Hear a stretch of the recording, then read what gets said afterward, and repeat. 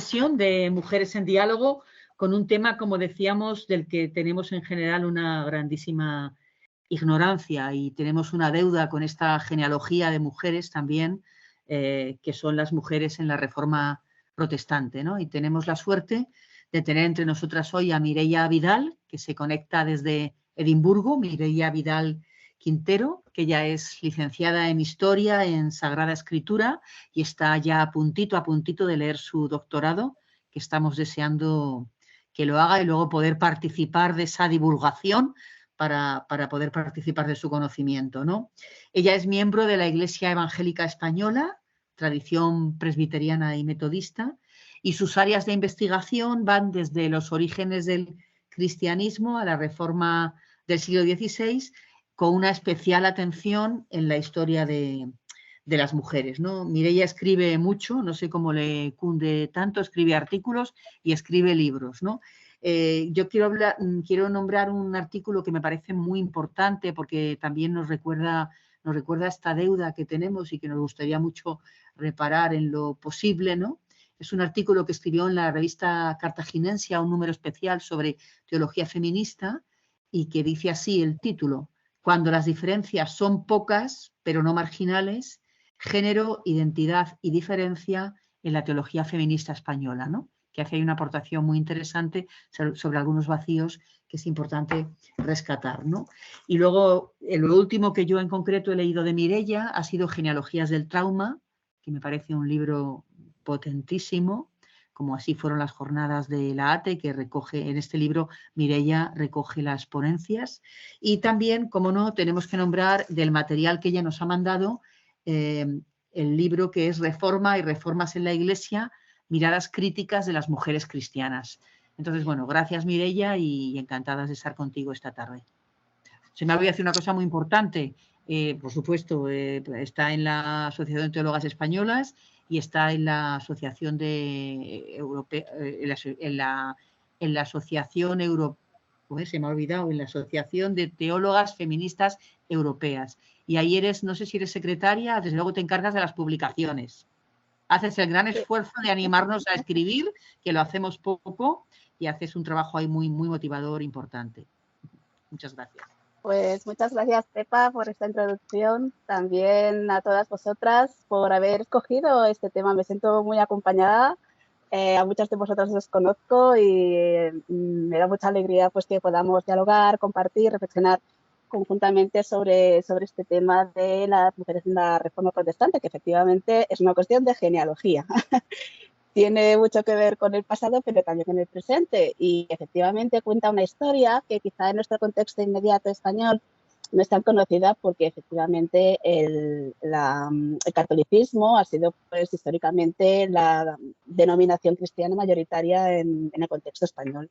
Así que hay pocas protestantes, hay pocas mujeres teólogas protestantes. Así que agradezco mucho pues, que entre todas vengamos de la iglesia que vengamos, pues tensemos juntas estas redes de sororidad y de compartir.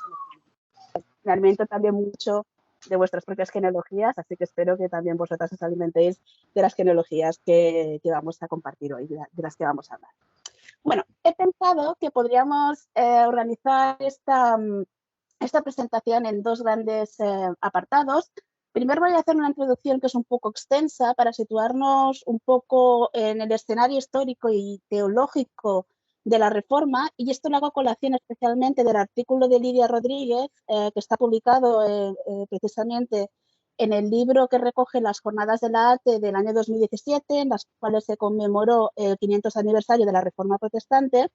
Lidia pues, escribió este artículo que os he sugerido que leyerais, que era la construcción de la autoridad femenina en las primeras generaciones de las mujeres en la Reforma, y ella como que va muy directamente ya pues, al tema, ¿no? A la construcción de la autoridad. Pero sin embargo a mí me ha parecido que podríamos también aportar un poco más de contexto para entender por qué hay ciertas opciones, por qué las mujeres de la Reforma escogen ciertas maneras de expresarse y no otras, y qué posibilidades tienen. Así que voy a hacer esta primera parte un poco más introductoria para captar bien el contexto, y luego sí vamos a detenernos en un poco más de profundidad en 4 mujeres de la Reforma. Me habría gustado que fueran más, pero obviamente el tiempo pues también tiene su construcción, así que nos detendremos en estas 4 y a partir de aquí pues espero que surja un diálogo interesante que podamos tener al final, ¿verdad? Creo que vamos a tener Sí, un ratito de diálogo.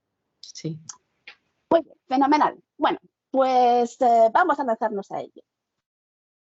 Dice el folclore que la reforma empezó en el año 1517. Hace 500 años, o hace prácticamente 500 años, pasados unos pocos más, Martín Lutero, monje agustino antes que reformador, colgaba en la puerta de la iglesia del castillo de Wittenberg sus 95 tesis. Quería fundar una nueva iglesia, esta es una idea importante. No pretendía fundar una nueva denominación, ni una nueva confesión, ni una nueva iglesia, con la reforma y el mejoramiento de la suya propia, es decir, la católica romana. Iniciando con esto, con este gesto de clavar en la puerta del castillo de Wittenberg a lo que se llamaban entonces unas disputatio, acerca de la cuestión de las indulgencias, precisamente. Las 95 tesis pues se ponen en el foco muchos aspectos, pero en particular el tema de las indulgencias. Hay bastante debate sobre si Lutero colgó las tesis o no, si se publicaron luego. Hay algo de icónico en esto, es verdad que los orígenes tiende a romantizar y a ser icónica, pero sí es cierto que antiguamente cuando un teólogo como era Martín Lutero quería convocar públicamente una disputatio, lo que hacía era colgar aquello que quería discutir pues en el lugar más visible, en este caso pues la catedral del castillo de la iglesia de Wittenberg. Y así empezó, digamos, icónicamente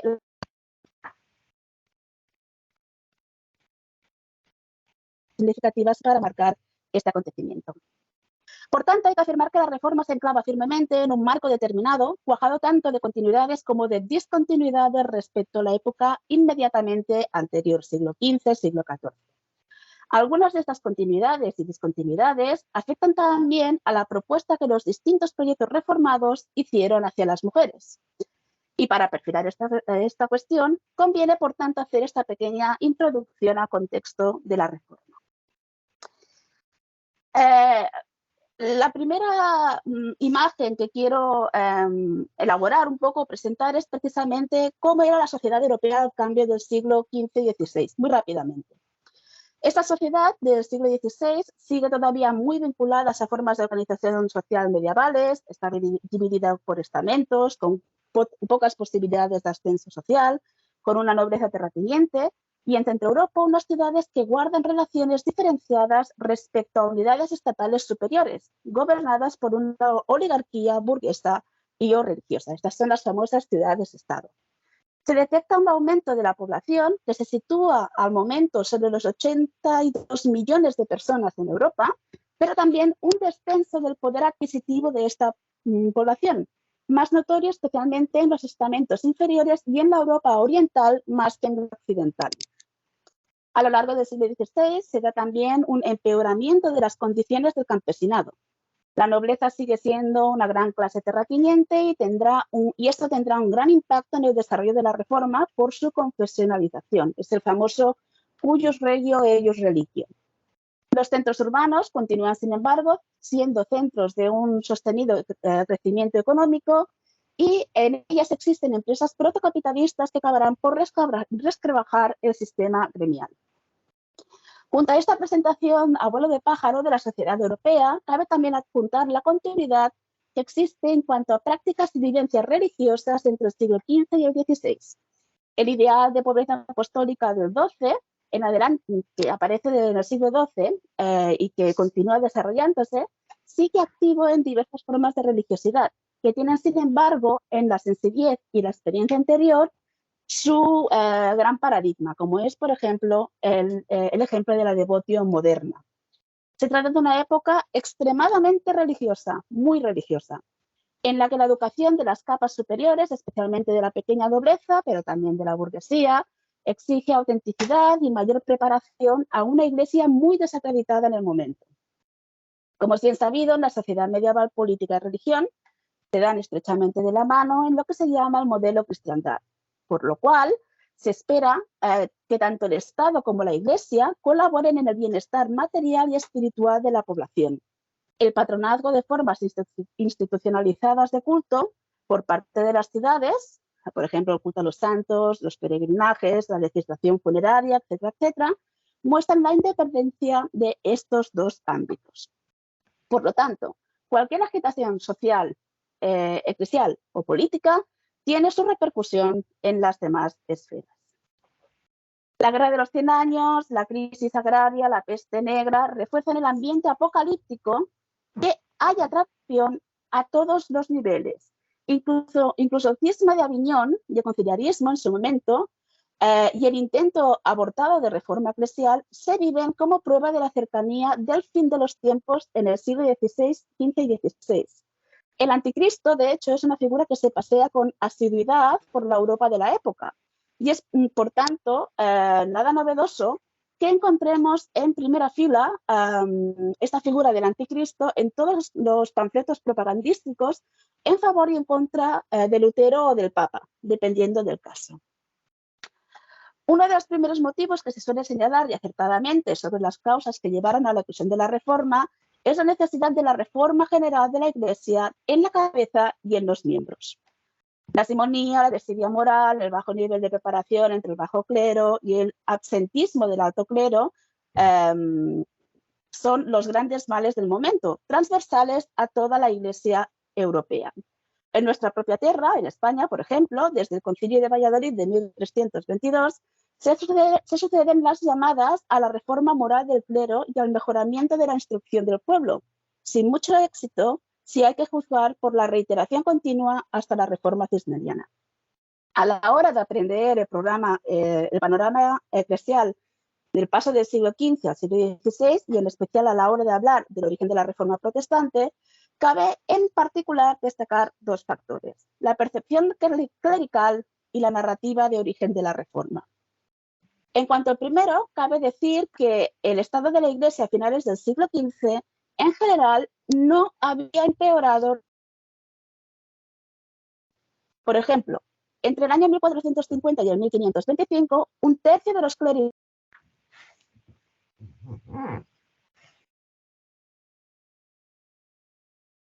su nivel educativo había aumentado respecto a años precedentes. Pero es la percepción que se tiene sobre la clericalía lo que ha empeorado, en especial en las ciudades. La espiritualidad de la devoción moderna no solamente ha alimentado la sencillez de la experiencia espiritual, sino que también ha generado un colectivo bien instruido y menos tolerante respecto a los abusos clericales.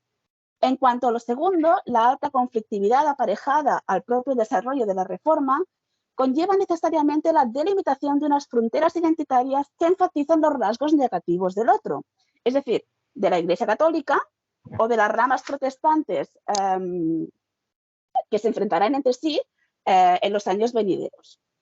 Frente a una Iglesia corrompida y desvirtuada, las iglesias de la Reforma se entendieron y se presentaron a sí mismas bajo el signo de la recuperación de la pureza original del Evangelio y de las primeras comunidades cristianas. En el caso alemán, además, la larga tradición de los Gravamina, en los parlamentos donde, digamos, el pueblo alemán se reunía al estilo de dietas y presentaba pues por estamentos sus distintas quejas, hay una larga tradición de estas quejas relacionadas precisamente con los impuestos que se estaban percibiendo desde Roma. Es decir, hay digamos una situación política social pues que magnifica todavía más la percepción de rechazo, especialmente a Roma y por extensión también a la Iglesia Católica.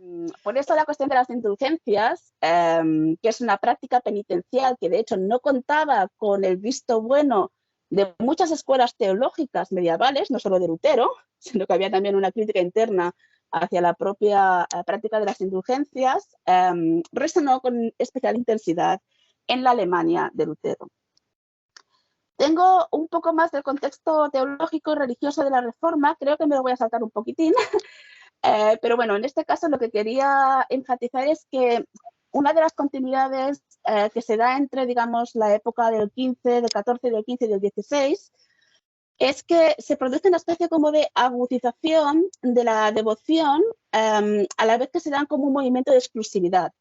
Agudización porque se agudiza mucho la misericordia del juicio divino, de la gracia divina, etcétera, etcétera, pero exclusividad a la vez porque todas estas realidades se incardinan especialmente con ciertas figuras, en especial con María y con Cristo. Y es aquí donde aparece todo este discurso que la Reforma todavía va a agudizar más del solus Christus. Por ejemplo, Gerson, que es un teólogo del XIV, ella estaba hablando, por ejemplo, de la humilitas sola, como el único medio de relación entre el ser humano y Dios, o de la fiducia toda, la fe toda, que uno debe depositar en la misericordia divina. De la misma forma, Staupitz, que es uno de los grandes maestros de Lutero y que murió en 1524, habla ya de la sola misericordia y de la sola gracia de Dios y de Cristo como el único Salvador. La Reforma recogerá todos estos inputs y luego pues armará su propio esquema teológico en la diversidad de expresiones a las que dio lugar. Pero hay una continuidad importante e interesante que a veces se nos olvida respecto al pasado, ya, especialmente a la teología y a la devoción que se vive en los siglos XIV y XV. Esto es súper importante de remarcar. Ahora sí, paso a la presentación, al PowerPoint, a ver si lo puedo compartir bien. Bueno, como he dicho al empezar, también en la cuestión de cómo las distintas reformas apelaron a las mujeres, digamos que estos distintos proyectos de la Reforma participan de este continuum entre continuidad y descontinuidad respecto a la Iglesia medieval, ¿vale? Es interesante notar que, por ejemplo, el advenimiento de la Reforma, cuando la Reforma empieza a surgir, la ya escasa producción literaria femenina medieval todavía desciende más. No hay tanta publicación, en principio, ya veremos que esto también es matizable, de mujeres en la Reforma como en la Iglesia medieval. Esto tiene una causa más o menos visible y otra un poco menos visible.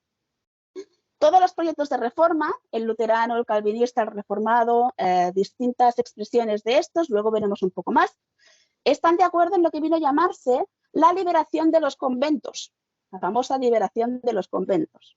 Los conventos, entre otras muchas cosas, eran manifestación directa del rol que la Iglesia medieval asignaba a las mujeres, el de la castidad, la obediencia, la oración, la vida religiosa, que es presentada como la más alta vocación incluso respecto al rol de las madres. Este simbólico patriarcal pues propone a las mujeres medievales, ¿no? Está el rol de la castidad, de la vida religiosa, que se considera superior al de la maternidad.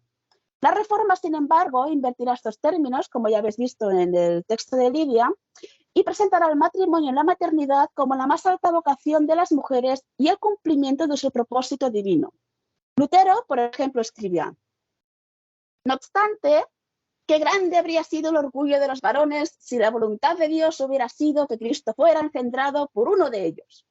Pero esta gloria no les fue totalmente negada y concedida a las mujeres. El no sobra, les fue totalmente negada y concedida a las mujeres. De forma que ellos no se sumaran a la vanagloria, sino a la humildad. Pero a la vez, este texto que dices, oh, qué bien, esto suena más o menos bien, aunque tiene también su problemática, pero bueno, así de entrada suena bien. Luego, sin embargo, escribe: las mujeres han sido creadas con el propósito de servir a los varones y ser sus ayudantes. Este texto, además, luego sigue de manera un poco desagradable diciendo que el rol de las mujeres es parir y si una muere pariendo, pues ¿qué le vamos a hacer? Muere en el cumplimiento de su deber. La clave de esta tensión, de esta visión, digamos, un poco más positiva de las mujeres como esposas y madres, y en cambio también esta circunscripción todavía dentro del orden patriarcal, la da en realidad Calvino, de forma un poco más específica que lo que tenemos aquí en el texto de Lutero. Calvino, comentando sobre el Génesis, sobre el relato de la creación, en el cual además toma, digamos, una derivada para comentar 1 Corintios 11, escribe esto: ¿por qué negaría Pablo que las mujeres son imagen de Dios, siendo que Moisés honra a los hombres y mujeres indistintamente con este título? Porque claro, Moisés escribió el Génesis. La solución es simple. Pablo se refiere aquí solo a la relación doméstica. Por tanto, restringe la imagen de Dios en cuanto al gobierno, en el que el hombre tiene superioridad sobre la mujer. Y no quiere decir nada más que el hombre es superior en grado de honor. Pero en este pasaje la cuestión es respetar la gloria de Dios, que brilla particularmente sobre la naturaleza humana, donde la mente, la voluntad y todos los sentidos representan al orden divino. ¿Qué quiere decir Calvino con todo esto? Bueno, esto quiere decir que existe un orden de la salvación, el orden divino, donde hombres y mujeres son iguales y merecen el mismo honor, y luego existe un orden de la creación, en el cual las mujeres están sometidas al gobierno de los varones. La reforma estará teñida de esta contradicción en lo que concierne a las mujeres. Algunas ciertamente abrazarán el ideal de esposas como liberación, otras lo vivirán ciertamente como una presión. Y vamos a ver algunas de estas experiencias concretas. Sin embargo, antes de empezar a poner nombres y apellidos, también quería destacar que en relación a lo que comentaba antes sobre el decrecimiento de la producción literaria de las mujeres, decía que la parte más visible, esto sucede por la clausura de los conventos, porque es verdad que los conventos funcionaron como redes de sororidad y promocionaron, no todos ellos obviamente, pero promocionaron la producción literaria femenina. Sin embargo, cuando los conventos desaparecen, obviamente estas redes de sororidad ya no existen en el ámbito reformado. La otra causa menos visible, decía, de este decrecimiento de la producción literaria es que durante la época medieval aquellas mujeres que se atrevieron a escribir y a hacer teología, podríamos decir, lo hicieron apelando a la autoridad de la experiencia mística. Tenemos el ejemplo de Hedwig de Amberes, de Hildegard de Bingen y muchísimos otros pues, que conocemos bien. Este canal, sin embargo, ya no será viable para las mujeres en la Reforma debido a la concentración y a la agudización y exclusividad de las formas de piedad religiosa de la Reforma, a las que me refería antes, el solus Christus. No hay figuras femeninas, como habían sido las santas en la piedad medieval, para ofrecer modelos alternativos. La Virgen María, como los santos y las santas, pierde la función intercesora. Y en cambio se enfatiza su maternidad. La mística no es el lenguaje de la Reforma. Kirsi Sterna, que es una historiadora, acertadamente comenta que para los protestantes del siglo XVI, la proclamación pura de la palabra era la clave de la Reforma. El énfasis estaba en la sola predicación de la palabra y vivirla en la vocación personal. El primer aspecto, la predicación, estaba solo disponible para los varones. El segundo, la encarnación de esta palabra, estaba también disponible para las mujeres.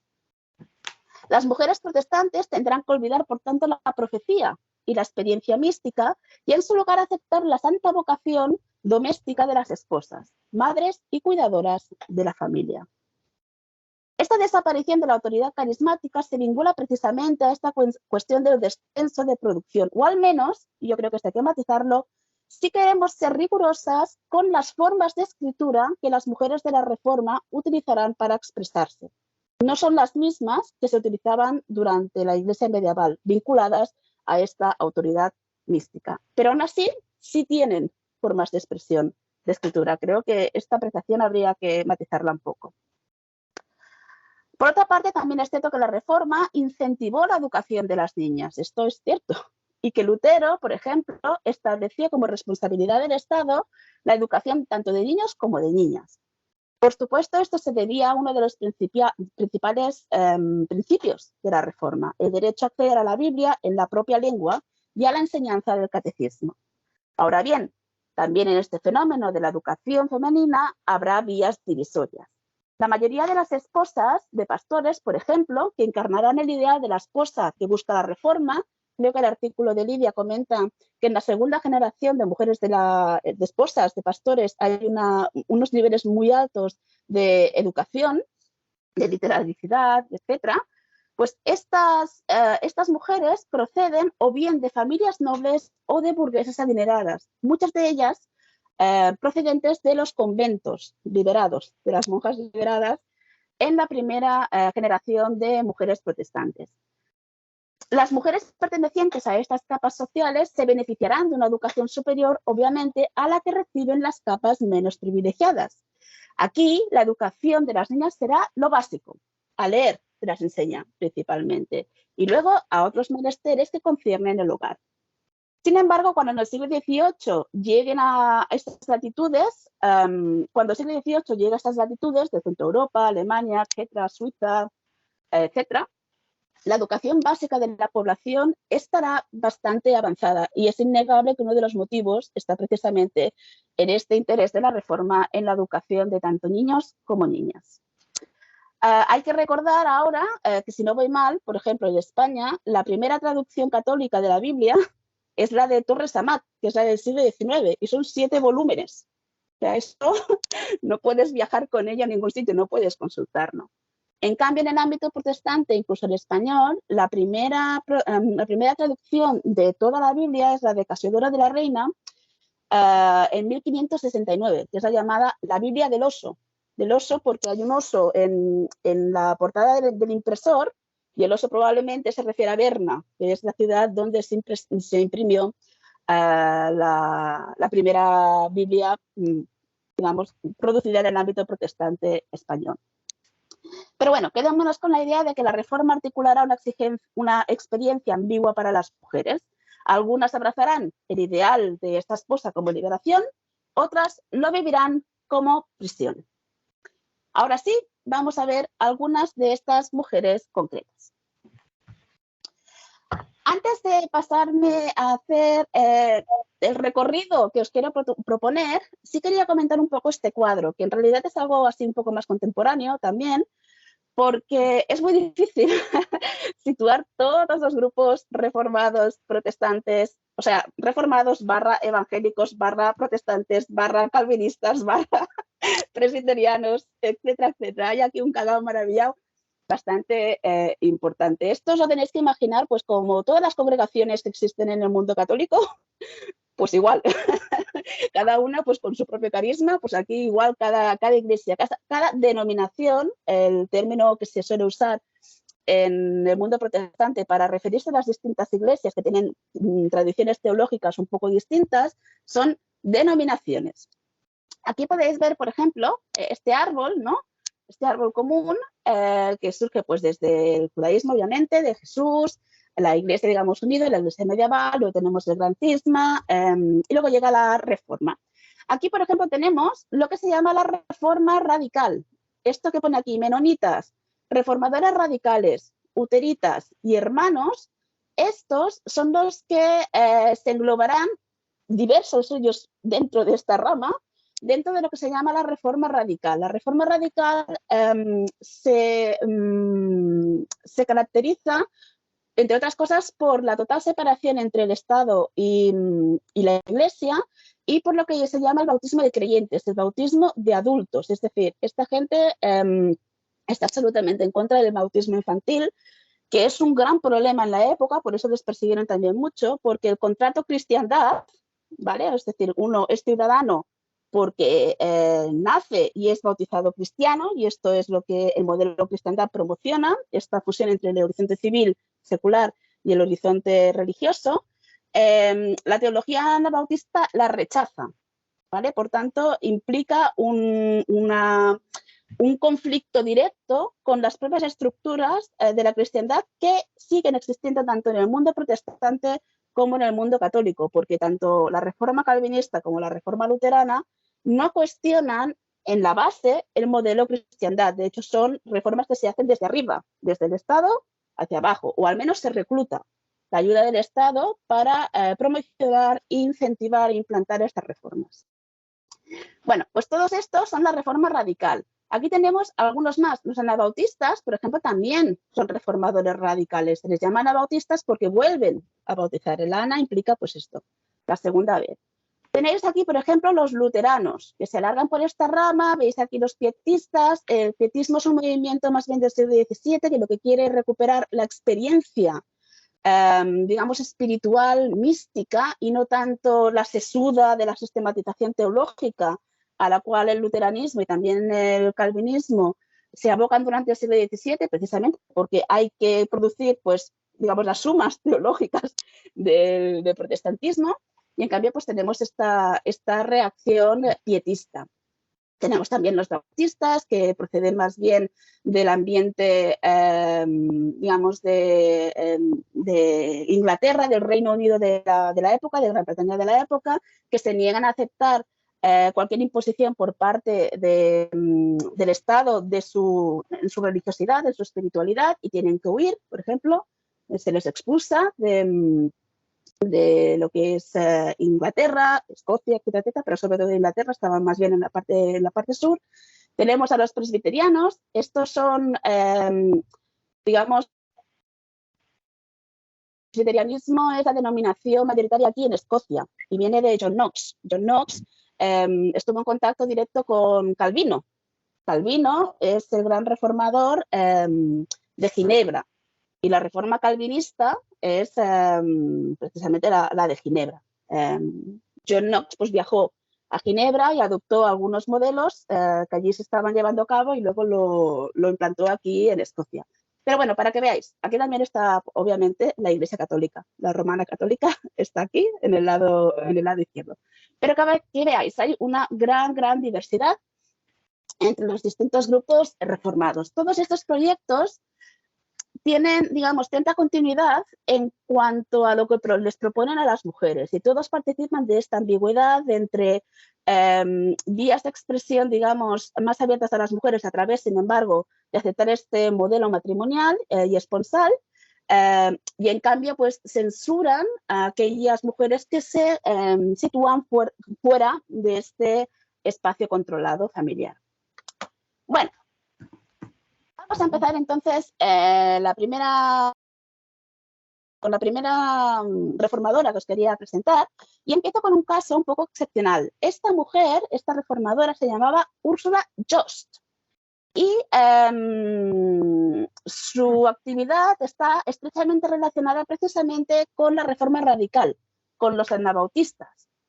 Entre los anabautistas sucedió un fenómeno interesante, y es que algunas mujeres fueron capaces de retener la autoridad carismática y profética que anteriormente las mujeres medievales y místicas habían utilizado. Esto ocurre porque la teología anabautista enfatiza un principio que es común a todas las ramas de la Reforma, pero que se acentúa en particular en las expresiones anabautistas, y esta es la libertad del Espíritu Santo a la hora de interpretar las Escrituras. No que todas las corrientes anabautistas estuvieran de acuerdo en el grado de libertad que esto implicaba para las mujeres. Melchior Hoffman, los líderes anabautistas, pensaba que las mujeres sí podían desempeñar el oficio profético, mientras que Menno Simons, que se le recuerda como no el fundador, pero digamos la primera figura de los menonitas, que los veis en el árbol, en el lado derecho, digo que Menno Simons pensaba, sin embargo, que las mujeres debían estar sujetas a la autoridad de los varones también en esto.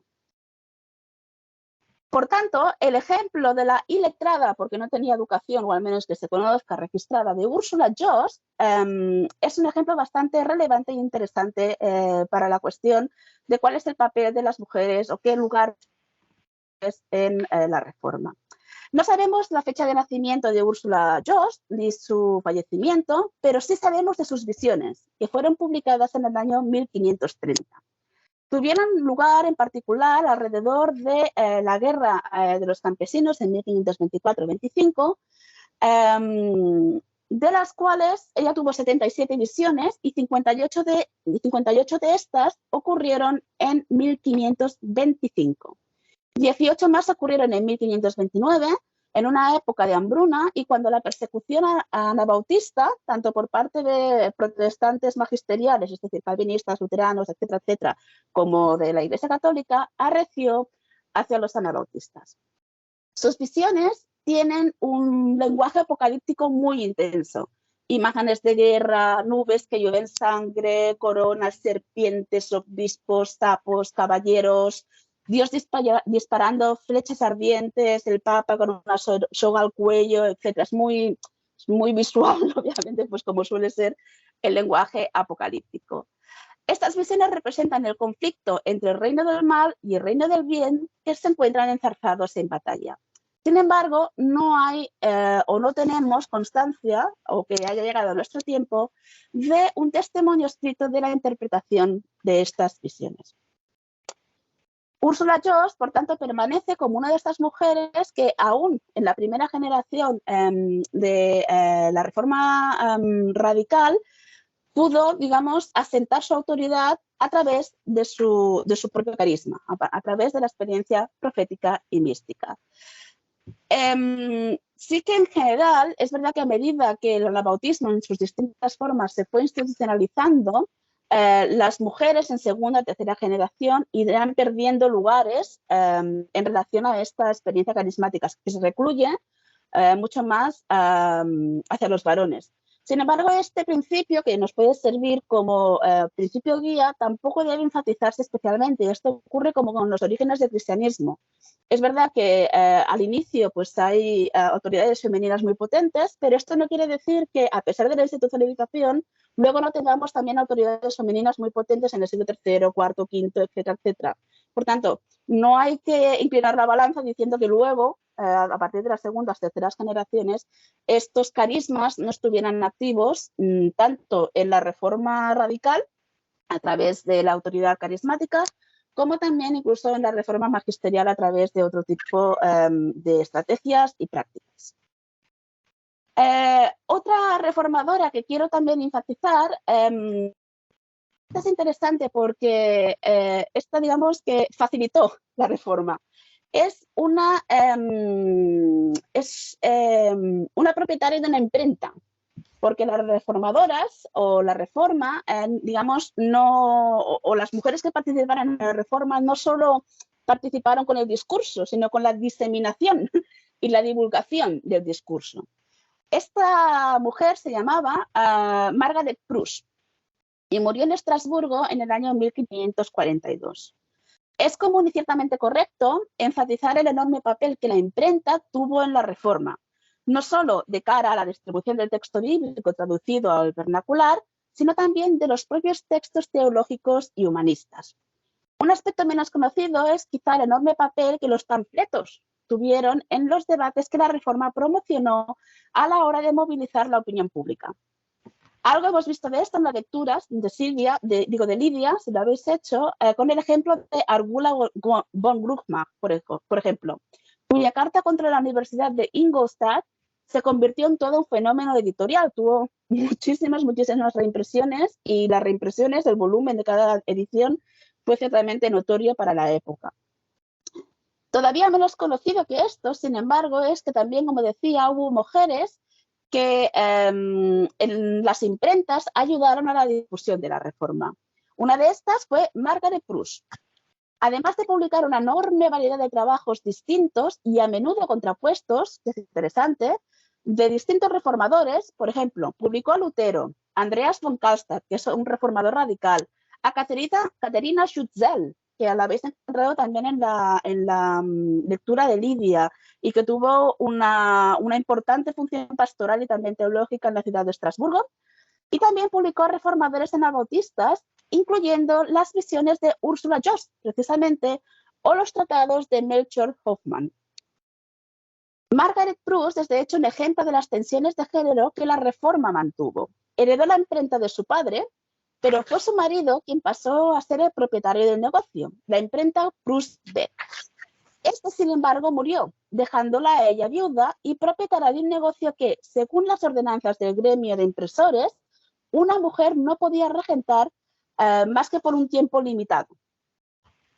Margaret lo que hizo entonces fue abrir otra imprenta que dirigió sola hasta que contrató a Wolfgang Potter, que se convertiría en su yerno. Y en 1954 se casó ella con un ex franciscano, que sin embargo también moriría. Margaret entonces se casó por tercera vez en 1527.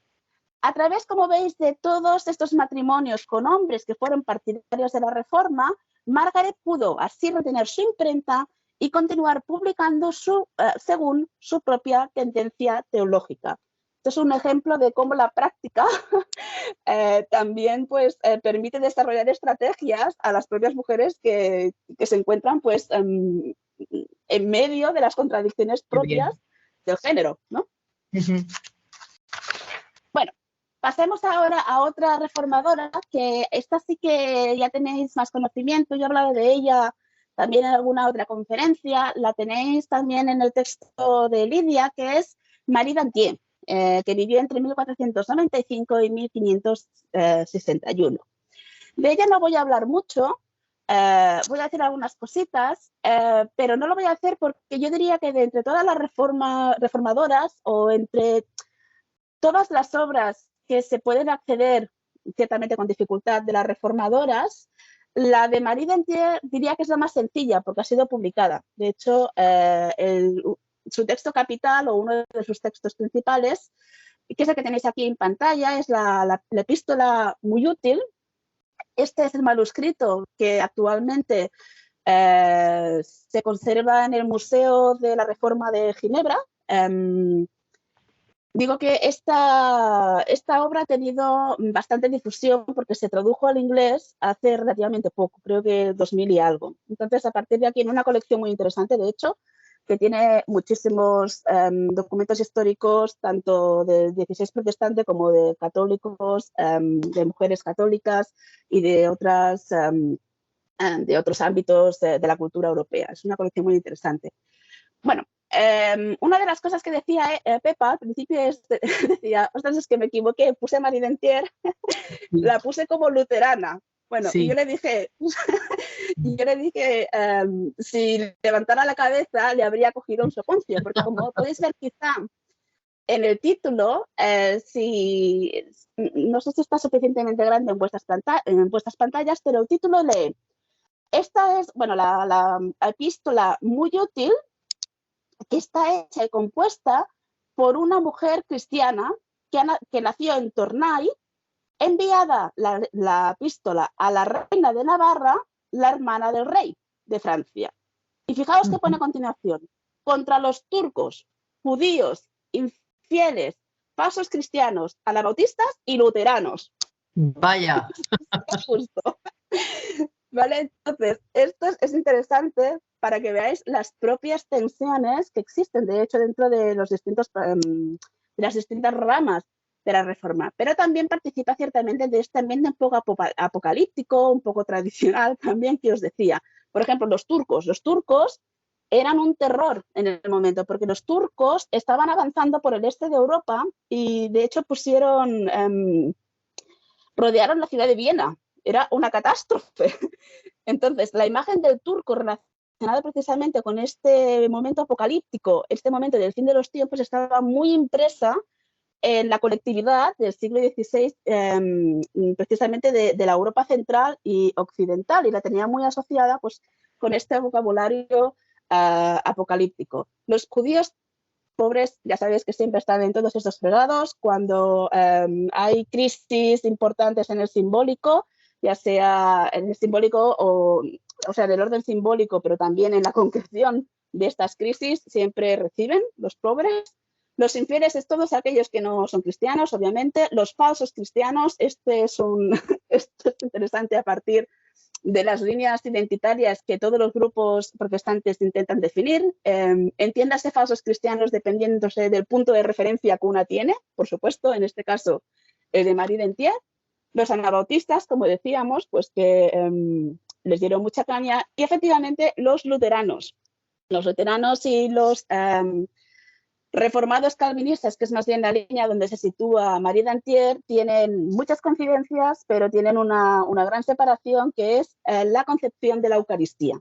Y esto marcó muchísimo un debate muy incendiario, de hecho, entre Lutero y algunos otros teólogos reformados. Así que en muy buenas relaciones tampoco estaban. Bueno, aunque la obra de Marie en la que nos permitiría, de hecho, un análisis más profundo de aquellos principios que las distintas ramas de la Reforma pusieron en práctica, y cómo estos, de hecho, se tradujeron de forma ambigua en la experiencia concreta de las mujeres. Como decía, no voy a detenerme mucho en esta reformadora. Esto es porque de entre todas las que han llegado es fácil acceder a ellas, como yo decía. Esto no quiere decir que recuperar la obra de Marie Dantier fuera fácil en su momento. Al menos se conocen 3 obras de ella. La muy útil epístola que tenéis aquí, La guerra y liberación de la villa de Ginebra, fielmente escrita y compuesta por un mercader que vivía en ella, y el prefacio a un sermón de Calvino publicado en el año 1560, poco antes de que Marie muriera en 1561. La guerra y liberación fue publicada originalmente en el año 1536 y todavía hoy se discute si ella fue la autora, Antoine Froment, o si bien la escribieron los dos, porque efectivamente una mujer ejerciendo la palabra pública era también un problema en la Ginebra del siglo XVI. Esta obra narra los acontecimientos en Ginebra entre 1532 y 1536, cuando Guillaume Farel, que es uno de los grandes reformadores del área franco-suiza, y luego junto a Calvino, impulsan la reforma de la ciudad de Ginebra. La obra narra todos estos acontecimientos como parte de la historia de salvación en continuidad con el Antiguo y el Nuevo Testamento. María es además un personaje complejo. La María de la el año 1539. Aquí tenéis en la segunda diapositiva o en la segunda página que veis de la epístola, tenéis la defensa de las mujeres en realidad. La epístola tiene como distintas partes, tiene una introducción general, luego tiene esta defensa de las mujeres que está muy en la tradición de la querella de las mujeres y luego pues tiene una parte de exhortación a la reina de Navarra, como veremos. Decía pues que la epístola es en realidad una respuesta a las pesquisas de Margarita de Navarra sobre lo que estaba sucediendo en Ginebra, sobre la reforma que estaba intentando impulsar Calvino y Farel. Sin embargo, esta Marie Dentier que vemos aquí, que hace la defensa de las mujeres, no es la misma que nos encontraremos en el prefacio de Calvino del sermón de 1560, donde, en mi opinión personal, se muestra mucho más conformista. También es verdad que el sermón, el prefacio es mucho más corto que la carta, pero yo creo que los años y la experiencia le pesan a Marie de todo su itinerario vital. No es que Marie, de hecho, lo tuviera fácil. Cartas entre Farel y Calvino muestran que la predicación pública que ella llevaba a cabo es fuente de censura entre los reformadores. La muy útil epístola está escrita siguiendo la tradición de la querella de las mujeres, como os comentaba, y en ella, de hecho, Marie da claro testimonio de que la libertad cristiana y el sacerdocio de todos los creyentes implican la palabra pública de las mujeres, incluso por encima del rol de devotas esposas que los reformadores propugnaban. Este fragmento de la epístola que tenéis en pantalla y que ya habéis leído, es cristalino al respecto. Dice el fragmento: solo quieren de nosotras, mujeres, que seamos agradables, como es nuestra costumbre, que hagamos nuestras labores en la rueca, vivir como las mujeres antes que nosotras lo hicieron, como nuestras vecinas, porque la que vive como su vecina no hace ni bien ni mal. Este que seamos agradables, que veis subrayado en la pantalla, está en relación directa al papel de las mujeres que la reforma luterana y calvinista en este caso también daba a las mujeres, es decir, al matrimonio, que es no solo para producir hijos y educarlos en la fe cristiana, sino también controlar y dar salida al apetito carnal de los varones. Por tanto, aquí Marie está reaccionando contra este rol que ella acoge, porque ella efectivamente escapa de un convento, se casa con 2 reformadores, se queda viuda al principio, luego se vuelve a casar, se dedica de hecho a este rol. Hay un relato muy interesante que se ha conservado por parte de una monja católica clarisa llamada Jeanne de Jussy, que recoge la irrupción de Marie Dentier junto a otros reformadores a su convento para liberar el convento y la resistencia de las monjas clarisas. Es súper interesante porque tenemos como las 2 visiones, la de Marie Dentier y la de Jeanne de Jussy, con lo cual Marie Dentier acoge este ideal de la reforma, pero a la vez se muestra crítica de este ideal. Para ella la libertad cristiana significa también el ejercicio de la libertad pública, no es solo constreñirse al caparazón que da el matrimonio y a la sumisión al varón. Por supuesto, Marie es también consciente de la transgresión de la escritura femenina en cuanto pública, La carta está escrita como correspondencia privada a la reina de Navarra, pero sin duda tiene una audiencia mucho más amplia en mente. Con esto Mari entronca, por ejemplo, con la conocida tradición de las colaciones, que ya en el pasado habían usado las mujeres y otras autoras para escribir públicamente, esto es, el presentar el escrito como una amonestación y exhortación entre las mujeres. Va, sin embargo, más allá con la cuestión de la excepcionalidad de la palabra femenina. Hasta ahora, en general, esta palabra se había presentado como necesaria solo en tanto la palabra masculina no es efectiva o permanece silente, como hizo Hildegarda de Bingen. Por ejemplo, Hildegarda de Bingen toma su papel, entre otras muchas justificaciones que ofrece para su correspondencia pública con figuras relevantes del momento. Ella dice que los hombres no están haciendo lo que tienen que hacer, por tanto, es necesario que las mujeres actúen. Y ella toma esta justificación también para cimentar su autoridad. Marie, sin embargo, apela a la dignidad bautismal de las mujeres, a la que hay que unir la experiencia de gracia, de la que la reforma, dado que la reforma al bautismo, pero sobre todo también la justificación por la fe, es la que transmite los rasgos cristomórficos. De esto tenéis el segundo texto que veis en pantalla y que también habéis leído en el texto que teníamos de lectura. Así pues, si Dios ha dado gracia a algunas buenas mujeres, revelándonos por sus sagradas escrituras cosa santa y buena, ¿deberían ellas dudar en escribir, hablar y declararlo unas a otras por causa de los difamadores de la verdad? ¿Es que tenemos dos evangelios, uno para hombres y otro para mujeres? ¿En nombre de quién somos bautizados? Él ciertamente no está dividido. No hay distinción entre judío y griego. Ante Dios, nadie es excepción. Todos somos uno en Cristo. No hay hombre ni mujer, ni esclavo, ni hombre libre. Vale la pena detenerse en la cuestión del sacerdocio universal de todos los creyentes que subyace a toda esta cuestión para darle a algo más de contexto a Marie Dentier y a otras reformadoras. En la Reforma, este concepto de sacerdocio universal de todos los creyentes, aparece por primera vez formulado por Lutero en la Carta a la Nobleza de la Nación Alemana, en 1520. Para Lutero, todo cristiano es en realidad sacerdote o ministro. Para otros cristianos, es decir, todos somos ministros unos de los otros. Esto está basado, de hecho, en el sacerdocio de Cristo y en su comprensión del bautismo.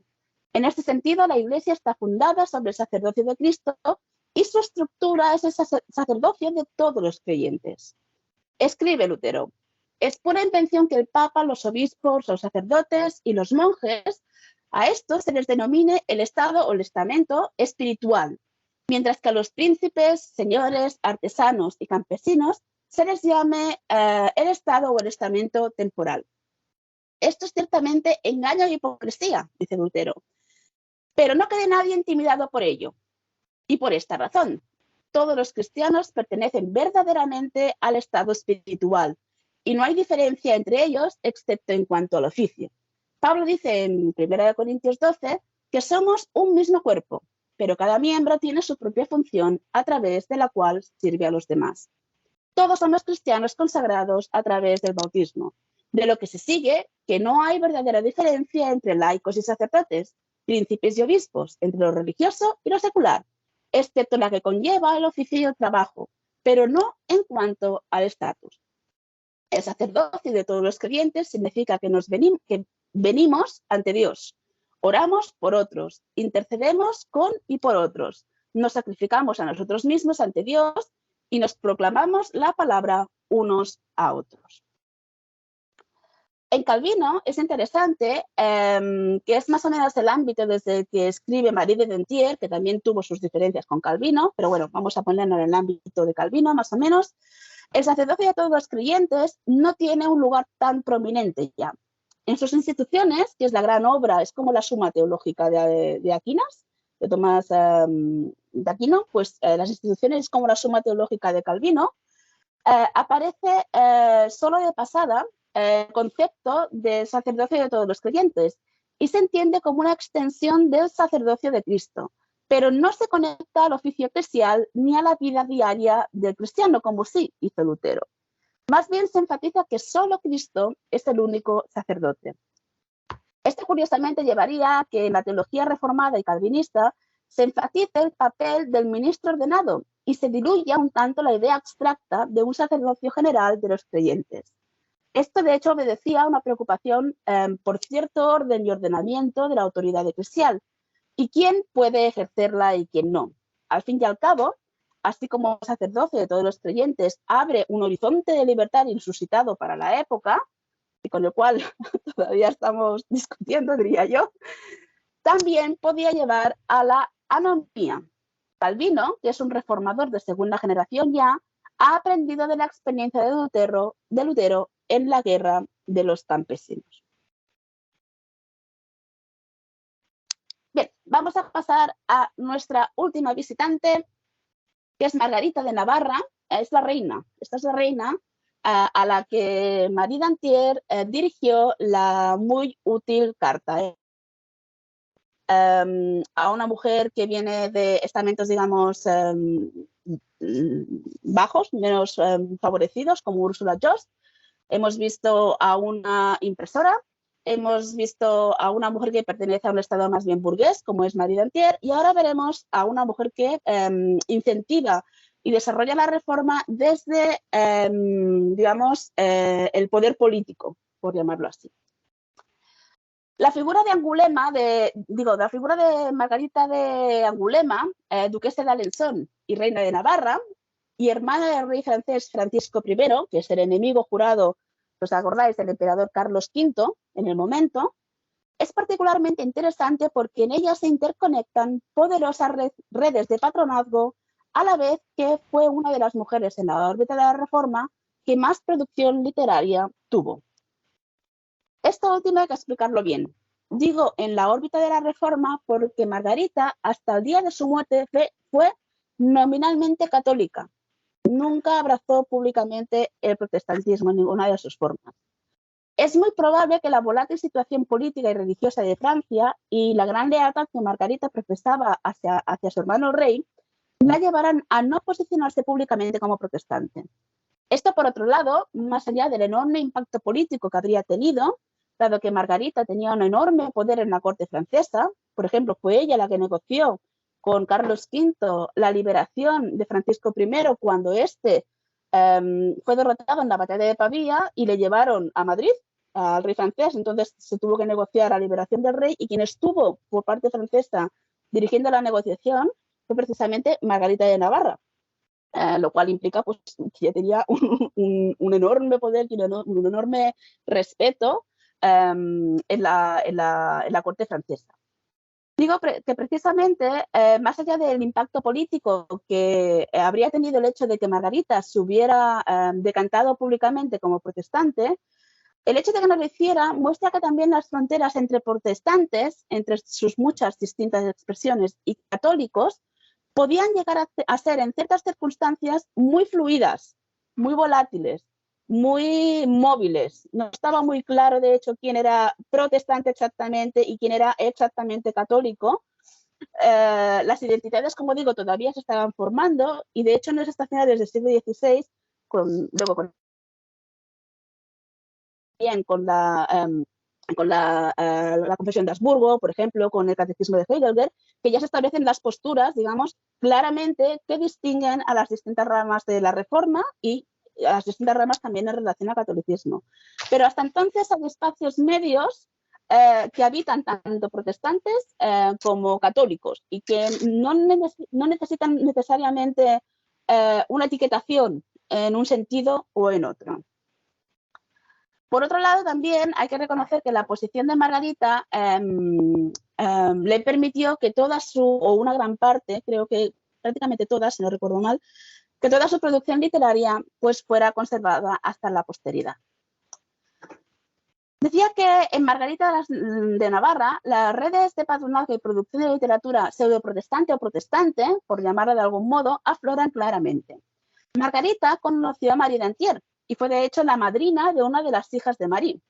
Ambas compartían además el gusto por el hebreo, por el estudio del hebreo, en el que las dos tenían una extensa formación. Margarita además será la madre de Jeanne d'Albret, o Juana de Albret, que la sucedió en el trono de Navarra y quien adoptó en su reino públicamente el protestantismo. La hija sí que lo hizo. Me habría, de hecho, gustado hablar también de Juana de Albret, pero el tiempo no nos da para más. Pero es una figura súper interesante, bastante distinta de su madre, porque su madre participó en el juego político, pero también produjo teológicamente. Jeanne d'Albret estuvo mucho más implicada en las guerras de la religión, en las guerras de religión francesas, y fue uno de los grandes adalides o uno de los grandes soportes del lado protestante, y se las tuvo con Caterina de Médicis, con, ya sabéis, esta leyenda negra que Caterina de Médicis siempre tiene. Pues entre Jeanne d'Albret y Caterina de Médicis estuvo también la cosa. Pero bueno, es una figura interesante porque ella, por ejemplo, avanza el edicto de la Guerra de las Religiones, el edicto de Nantes, en 1598. De hecho, Jeanne d'Albret lo avanza en Bearn, que es su territorio, y ella ya hace un edicto de tolerancia religiosa sobre el año 1560, si no recuerdo mal. La fecha ahora igual me baila, pero bueno, por esa fecha ella ya está publicando un edicto de tolerancia, lo cual la hace bastante avanzada en relación, pues, a todo el escenario que estaba ocurriendo en aquel momento en Francia. Pero bueno, volvamos a Margarita. Margarita acogió en su corte de Nearc, además de a la mayoría de pensadores y poetas de la Francia del momento con simpatías protestantes, desde poetas de primer nivel como Clement Marot a Guillaume Buissonnet, que es el obispo de Meaux. Alrededor del obispo de Meaux, de Guillaume Buissonnet, y de Margarita se formaría, de hecho, lo que se llama como el Círculo de Meaux, en el cual Buissonnet, de hecho, pondría en marcha el proyecto de traducción del Nuevo y del Antiguo Testamento al francés. Capitaneó el muy conocido humanista y teólogo reformado Jacques Lafave de Table. Lafave de Table era pedagogo, humanista y teólogo reformado, como he dicho, y sería, de hecho, una de las grandes influencias de Margarita en Navarra. La reina se carteó con la mayoría de los reformadores, incluyendo a Lutero, a Farel y a Calvino. Con el último tendría, sin embargo, significativas diferencias teológicas, porque Calvino no estaba muy de acuerdo con la teología, que veremos un poquitín ahora, de Margarita de Navarra. De hecho, Calvino decía que el grupo de Meaux estaba lleno de libertinos espirituales, y eso no le gustaba para nada. Entonces tuvieron una discusión muy dura. Margarita, de hecho, intercedió en múltiples ocasiones para proteger a varias figuras de las iras de la poderosa Universidad de París, la Sorbona, que velaba por la ortodoxia de la religión católica en Francia. Y de hecho ella misma tuvo problemas con la universidad por la publicación de sus obras, una de las cuales veremos a continuación, y esto hizo que el rey, de hecho, su hermano Francisco I, tuviera que intervenir. En estas obras, Margarita enfatiza la gratuidad de la gracia y se alinea con la justificación con la fe, que es el gran precepto protestante. Pero su modo de estructurarlo no será propiamente una clara doctrina protestante, sino más bien una especie como de neoplatonismo alegórico que busca la unión con el alma, aunque no toma una vía ascética. Su primera obra publicada es El espejo del alma pecadora, que nos recuerda al espejo de las almas simples, y este fue publicado en 1531. Esta obra, junto a Las perlas de la perla de las princesas, que hace juego con su nombre, Margarita, y que es una de sus últimas obras, es probablemente su obra más teológicamente reformada, podríamos decir. De hecho, la reina inglesa Isabel I traduciría esta obra del francés al inglés durante su educación cuando tenía 11 años, porque Ana Bolena, la madre de Elizabeth I, había sido una de las damas de compañía de Margarita. Como veis, las redes son súper interesantes, las que conectan unas con otras. Tengo aquí, y con esto ya cerraremos, algunos fragmentos del espejo del alma pecadora. Si recordáis al principio, siglo XVI, del paso del XV al XVI, es una época como muy conmocionada, muy apocalíptica, en la que se enfatiza mucho el juicio divino, pero también la misericordia, es como muy trágica, Todo esto lo veremos muy reflejado precisamente en algunos de estos versos. El libro es bastante grande, el poema es bastante grande. Yo solo he recogido pues, algunos de los versos. He recogido sobre todo algunos de ellos del principio del espejo del alma pecadora. Y dice: crea un corazón puro en mí, Señor. Este fragmento, que es en realidad la traducción francesa, el original obviamente es en francés, que se produjo, que Brissonet produjo de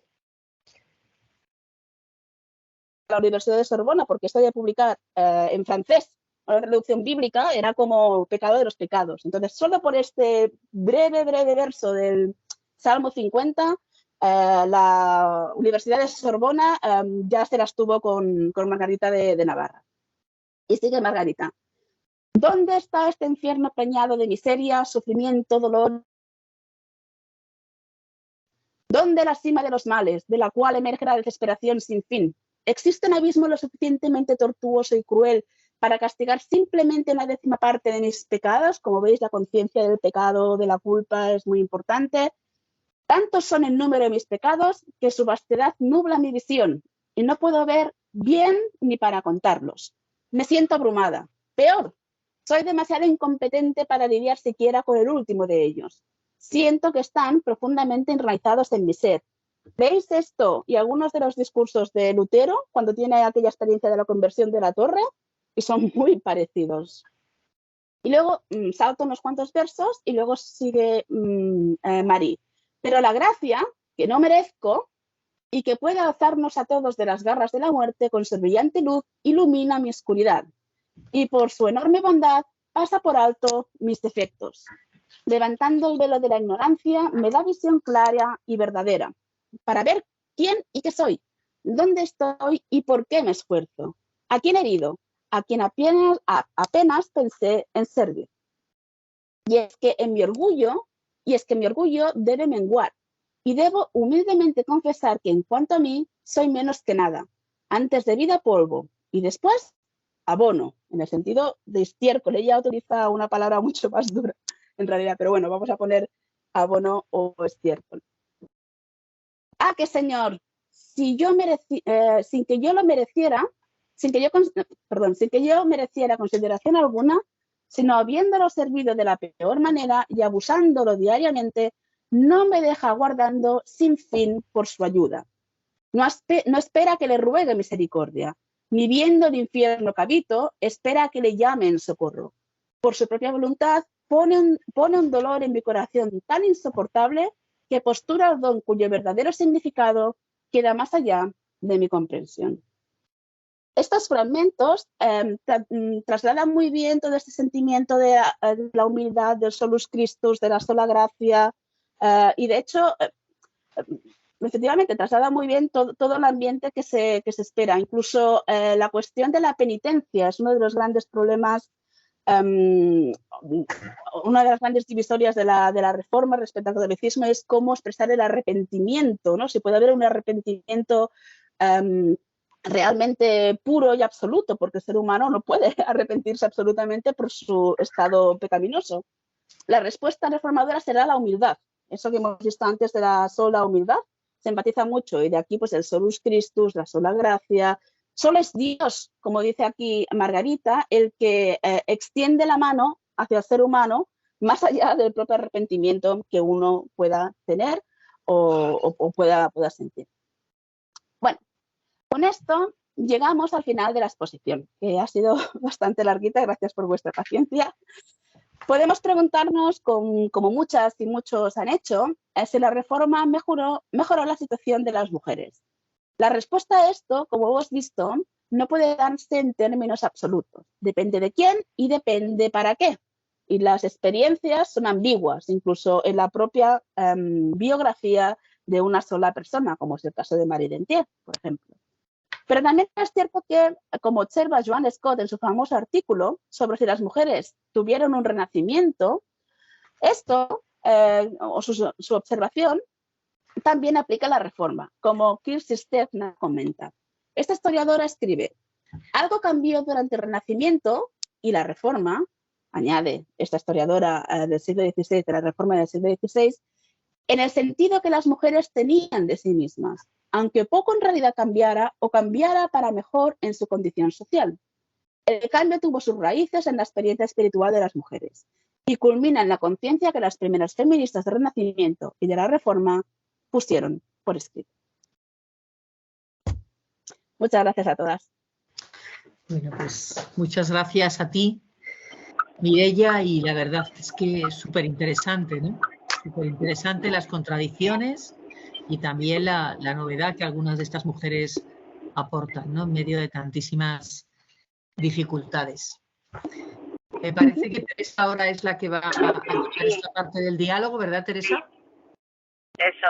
Pues muchísimas gracias, como decía Pepa, la verdad, por esta genealogía de mujeres reformadoras que la verdad yo personalmente desconocía y que me parece pues sorprendente y muy, como decía Pepa, ¿no? Muy ilustrativa de las batallas que todas vivimos, ¿no? En la historia. Bueno, pues pasamos ahora un ratito de diálogo, muy poquito nos queda, pero para escucharnos pues un poco las resonancias que ha tenido esta exposición y las preguntas que tengáis. No sé si alguna tenéis alguna pregunta, porque parece que no hay manos levantadas. Bueno, Mercedes, me parece, Mercedes, sí, ¿no?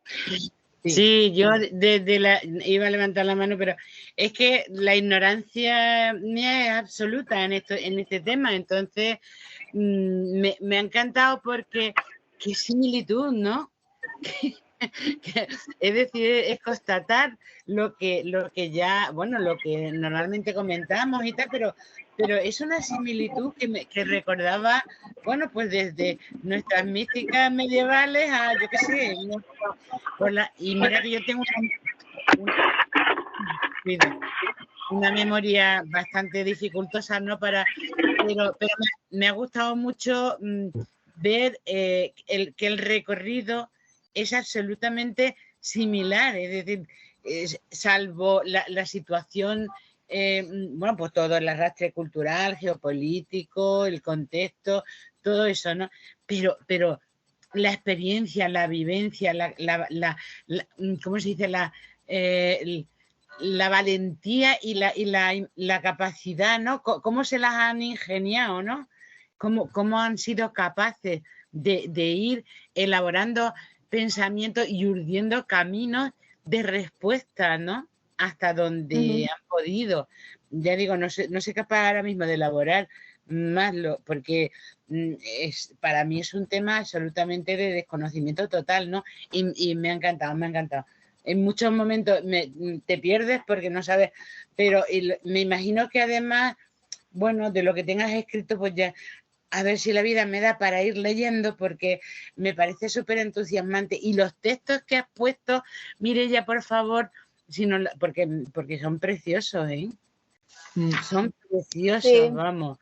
Sí. Me han gustado muchísimo, son muy sugerentes, sobre todo para la que no sabe nada, son motivadores, ¿no? Para decir, bueno, pues estas mujeres, que ya se me olvidan los nombres, que luego me los miro, que tal y que igual, a ver lo que dijo este, lo que dijo la otra, vas viendo, ¿no? Así que muchísimas gracias, yo encantada. Ha sido un placer. Nada, gracias a vosotras. Mira, respecto a los textos, he cogido las traducciones que Lidia, porque como decía, el texto de Marie d'Antier en particular está originalmente en francés, luego se tradujo al inglés y Lidia lo ha traducido ella directamente al español. Entonces, yo os cuento que esas traducciones las tenéis allí. A ver, entonces, el texto de Marie d'Antier en castellano ahora mismo no existe. El texto de Margarita de Navarra, del espejo del alma pecadora, lo he traducido yo directamente del inglés, pero abuela pluma. O sea, así como me he sentado, por tanto, no es una traducción en realidad muy buena. La he hecho, pues nada, sentándome.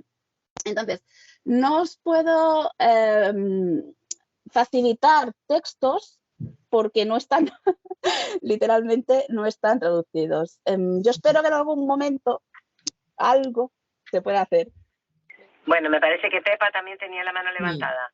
Sí, bueno, yo siguiendo con los textos, como también Lidia cita este texto de María Dentier, que es tan bello, ¿no? Que es que yo he pensado que inmediatamente es un texto que tenemos que reproducir, citándola, por supuesto, y citando a quien la ha traducido, ¿no? El tema de que no hay dos evangelios, es que me ha parecido una fuerza ese texto bestial. Pero sobre todo te quería preguntar por una cosa que es, bueno, que me interesa como monja que soy, es lo de la liberación de los conventos. Es que no había pensado nunca eso, pero efectivamente, ¿no? O sea, lo que significaba el convento, lo que tuvo que ser en la Reforma, un montón de monjas que se hicieron, o sea, que entraron en la Reforma y tal, y un poco cómo participaron ahí las mujeres.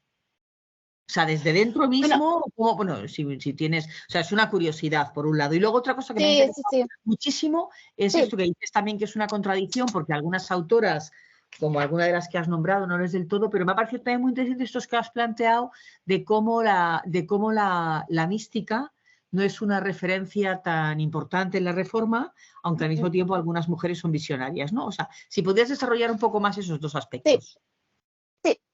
Vale, respecto a la liberación de los conventos, efectivamente el furor reformado, por lo que pertoca, digamos, al orden simbólico patriarcal que debe regir sobre las mujeres, tuvo en los conventos el punto de mira. Entonces, hay experiencias muy, muy dispares alrededor de lo que desde el lado reformado o luterano, calvinista, llamaban la liberación de los conventos, ¿vale? Entonces, hay mujeres que efectivamente se sintieron liberadas. Ya hay testimonios de estos. Por ejemplo, la propia Marie Dentier abandona a ella misma. Es una historia también muy interesante. Ella, de hecho, era la priora, si no recuerdo mal, y se fuga con una parte del fondo del convento para pagarse el viaje desde Tournai a Estrasburgo, ¿no? Y luego para moverse pues, en todo este ámbito. Sin embargo, como os comentaba, también hay experiencias muy, muy, muy reacias a la liberación de los conventos, como la Clarissa Jean de Jussy. Tengo un trabajo en el que comparo, de hecho, el relato de Jean de Jussy sobre la figura de Marie Dentier, que la llama como bruja, falsa cristiana, y bueno, también el lenguaje es de este como apocalíptico, súper salido de rosca, es como si se van a matar, pero bueno, es la retórica del momento. Leéis un texto de Lutero, pasa exactamente igual, leéis un texto de contrarréplica católico, el lenguaje es muy exaltado. Entonces, hay esta disparidad. Es interesante, en el ámbito luterano en particular, muchos de estos conventos, como sabéis, estaban fuertemente e íntimamente relacionados con la familia imperial, con familias nobles imperiales. Entonces, muchos de estos conventos se liberaron, pero algunas de las abadesas de estos conventos relacionados con familias muy poderosas lograron reconvertir los conventos en escuelas de formación para mujeres. Y algunos de estos conventos, en tanto escuelas, se han conservado hasta el siglo XVIII. Luego incluso algunos se han recuperado. Hay conventos hoy en día luteranos, muy, muy distintos obviamente de la idea, ¿no? del convento medieval, pero bueno, conventos. Hay órdenes diaconales, podríamos decir, o órdenes religiosas en cierto sentido dentro del mundo luterano, que no se entienden obviamente como una orden católica. Sí. Pero incluso, como digo, dentro del ámbito luterano, que es muy reacio a seguir adelante con la presencia de los conventos, aún así se consiguen minoritariamente, pero se consiguen ciertos espacios de negociación que permiten la supervivencia de algunos de estos conventos. Interesante, sí, sí. Luego, la otra que me preguntabas era la mística. Sí, la mística, es muy interesante el fenómeno místico en la Reforma, porque sí que hay impulsos místicos en la teología, por ejemplo, de Lutero. Lutero tiene una teología mística tremenda, esto de el casamiento entre el alma, los esponsales entre el alma y Dios. Tiene, de hecho, una expresión que ahora no voy a recordar, que es típicamente de la mística renana, de Eckhart y de toda esta gente. Tiene una recepción en Lutero. Incluso Calvino, te diría, tiene un punto místico, aunque Calvino lo tiene más bien, sobre todo vinculado a través de la Eucaristía. La Eucaristía en el mundo reformado se entiende como la unión con Cristo en cierto sentido, porque se entiende que hay una presencia espiritual en los elementos, ¿no? No es una presencia real, que es la gran diferencia. No es presencia real, es presencia espiritual de unión con Cristo. Entonces, incluso ahí hay un punto, digamos, místico. Pero oye, cuando esta mística se vehicula a través de los tradicionales modos de expresión de las mujeres, no. Ahí, dentro de la reforma magisterial, no cabe para nada. Es como agua y aceite. Hay un movimiento en contra, no hay resquicios para que este tipo de literatura pueda surgir, como sí ocurre, por ejemplo, entre las anabautistas. El carisma entre las reformadoras radicales sí está, entre las magisteriales se expresa, digamos, más bien en formas más parecidas al discurso teológico, digamos, narrativo, no, digamos, profético de visión, y aún así no es sistemático, no toma la forma de teología sistemática, ¿no? Como, pues yo qué sé, Melanchthon se pone a escribir en teología sistemática. Las mujeres lo que hacen es escribir cartas o panfletos. Es ahí donde se expresa esta teología de las mujeres de la reforma magisterial. Pero la mística no encuentra dónde aflorar. Bueno, otra cosa que a mí me ha parecido interesantísima y que desconocía es todo lo que supuso la reforma en cuanto a la educación básica del pueblo. ¿No? Lo que has dicho, eso me ha parecido súper bestial. Y que haya mujeres que se dedican a hacer pasquines, folletos, panfletos, me parece también interesantísimo, realmente. Sí. Sí. Aquí se ha hecho algún estudio sobre la producción de los panfletos y el impacto que tuvieron en la reforma, pero hay muy poquito hecho. Y es muy interesante porque, claro, obviamente el panfleto es mucho más fácil de producir y de distribuir. Es una escritura mucho más corta también, no te supone el trabajo de producir un comentario a no sé qué, ¿no? Sí. Entonces, los panfletos fueron una de las armas de posicionamiento y de diálogo primarias, quizá no primarias, pero vamos, al nivel, digamos, de diseminación entre la sociedad, los panfletos corrieron un montón, muchísimo. Mireia, perdona. Eso sí que es diferente de la Iglesia Católica, ¿no? En la que hubo un control de los escritos femeninos que desaparecieron, ¿no? Pero eso también, yo no puedo evitar, igual ya te digo, es fruto de mi ignorancia, pero yo eso lo vinculo con la mística. Ahora, es otro tipo, no es la mística dogmática que se sale de ahí, pero evidentemente ahí aflora, no sé, a mí, fíjate que ha sido como muy magisterial todo lo que ha sido narrando, ¿no? Pero subyace, se sale entre líneas una situación de algún modo que a mí me ha llegado, ¿no? Que dices, caramba, con todas las diferencias de todo tipo, ¿no? De siglos, de cultura, yo creo que hay una mística ahí que, no sé, si hay algo por ahí que ya leeré algún día, cuando me jubile de la revuelta. Y tengas tiempo. Y tenga más tiempo de disfrutarlo. Sí. Bueno, pues.